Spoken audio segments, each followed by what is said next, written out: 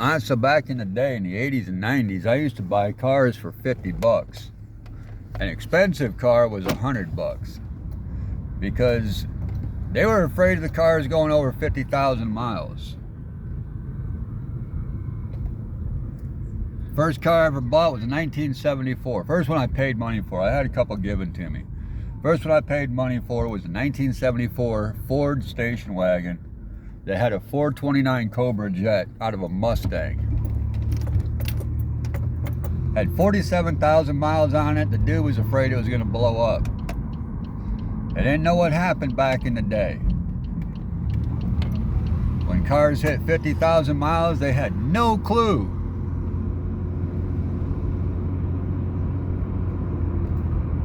Today you can buy a wrecked truck for $20,000 and you got to put another $20,000 into it to rebuild it. What happened to the days of $50 vehicles with nothing wrong with them?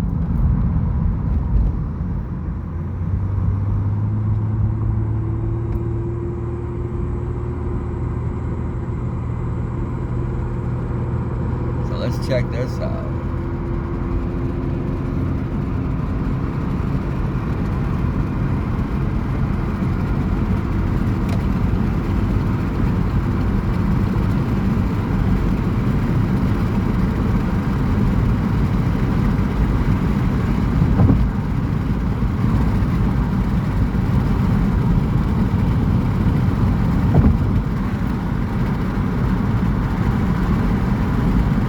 $300,000 baby.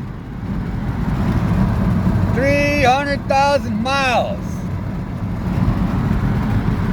I paid $850 for this car like 130,000 miles ago.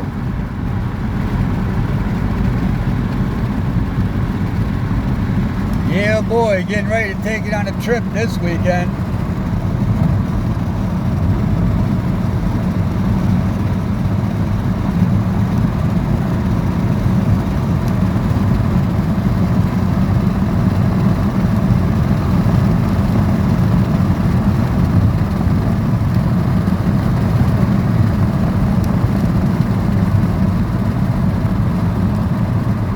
Oh yeah, brakes are just as good.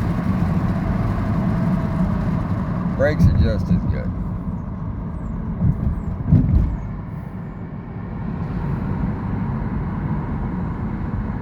Yeah, buddy.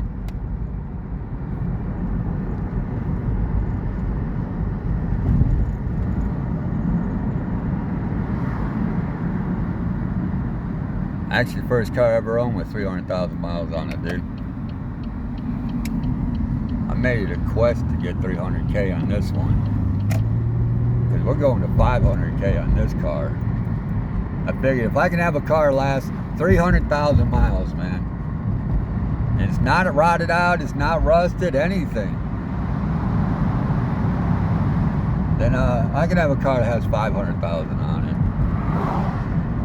So we got to get this up to 500,000.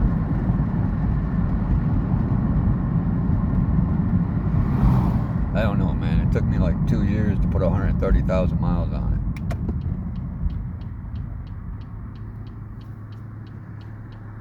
It's probably going to take me another 2 or 3 years to put 200,000 on it.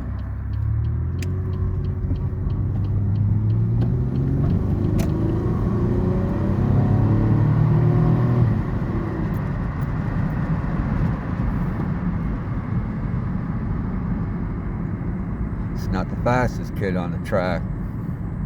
I'll tell you what, he dresses good too. There we are, ladies and gentlemen, 300,000 miles on a Pontiac Grand Prix.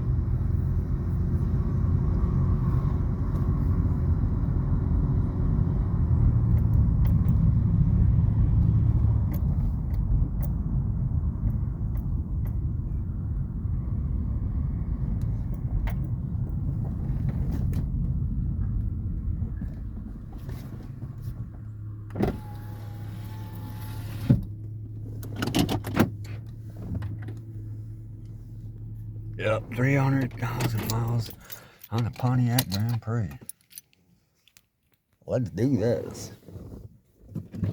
I'd like to see another car out there with 300,000 miles on it. look this good. I seen one truck with 400,000 miles on it look better than this. Only one.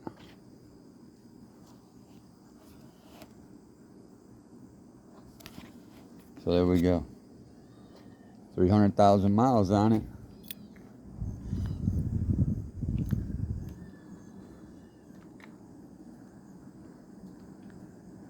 And it don't look like it. But that's what we got. Buy a Pontiac. Not a Focus. Not an Impala. Not an F-150. Gotta buy cars that'll last, man.